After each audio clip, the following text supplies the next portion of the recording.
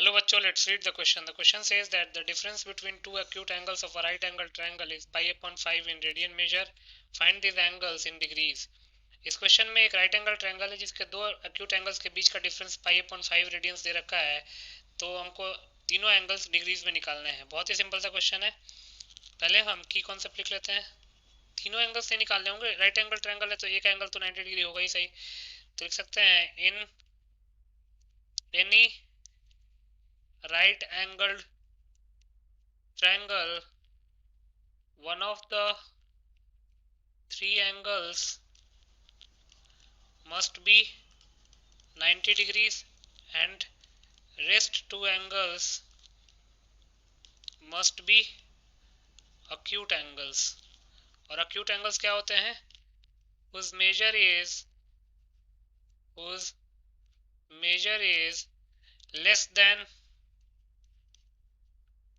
90 degree. जिसका major 90 degree से छोटा होता है उसको हम acute एंगल बोलते हैं। 0 डिग्री से बड़ा और 90 डिग्री से छोटा।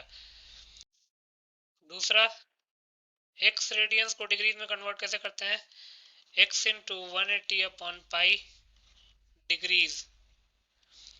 तीसरा, अगर डिग्रीज को कन्वर्ट करना होगा तो 8 डिग्रीज है, उसको अगर हमको रेडियन में कन्वर्ट करना है तो पाई अपॉन 180 से मल्टीप्लाई कर दीजिए और रेडियंस लिख दीजिए।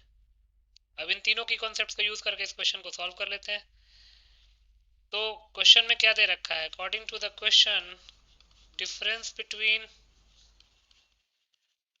To acute angles of a right angled triangle is given as pi upon 5 radians। pi upon 5 radians। तो एक ट्रायंगल मान लेते हैं, ट्रायंगल ए बी सी, ये राइट एंगल एट बी है। लिख सकते हैं let triangle A B C be a right angled at B. लिख सकते हैं देयरफॉर एंगल बी की वैल्यू 90 डिग्री हो जाएगी। अब क्वेश्चन में क्या दे रखा है? According to the question, angle A minus angle C का जो एंगल ए और एंगल सी का जो डिफरेंस है वो पाई अपॉन 5 रेडियंस दे रखा है। तो पाई अपॉन 5 को डिग्रीज में कन्वर्ट कर लेते हैं, तो 180 अपॉन पाई से मल्टीप्लाई करना पड़ेगा। पाई से पाई कैंसिल आउट हो गया, 180 अपॉन 5 हो जाएगा 36 degrees. Also angle A plus angle B plus angle C 180 degree के इक्वल होगा, क्योंकि angle sum property of a triangle ये कहता है कि किसी भी ट्रायंगल के तीनों एंगल्स का जो सम होता है वो 180 डिग्री होता है। अब अगर एंगल बी की वैल्यू 90 डिग्री पुट कर दें तो angle A plus angle C क्या हो जाएगा? 90 डिग्री के इक्वल। तो angle A plus angle C 90 degree के इक्वल आ गया, और यहाँ से angle A minus angle C 36 degree के इक्वल आया था। अब दो इक्वेशन है, दो वेरिएबल है, सॉल्व कर लेते हैं। सकते हैं since angle A minus angle C is equal to 36 degrees and angle A plus angle C equal to 90 degrees, add कर लेंगे, ये दोनों कैंसिल आउट हो जाएंगे। टू एंगल ए की वैल्यू क्या आ जाएगी? 126 डिग्री। तो यहाँ से एंगल ए आ जाएगा 126 degree upon 2, that is 63 degree.